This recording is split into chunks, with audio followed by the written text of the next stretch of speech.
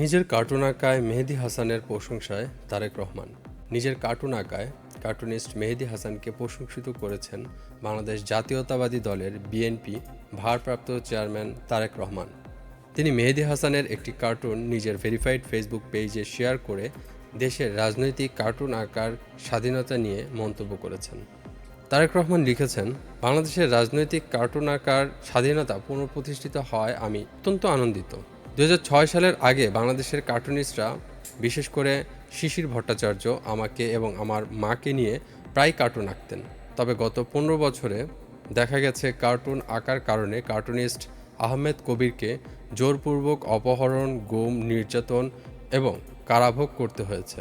আহমেদ কবিরের মতো অনেকেই এমন অভিজ্ঞতার শিকার হয়েছেন। এমনকি শিশির ভট্টাচার্য কার্টুন আঁকা বন্ধ করে দিয়েছেন। তিনি আরও লিখেছেন, আমি কার্টুনিস্ট মেহেদীর কাছের ভক্ত।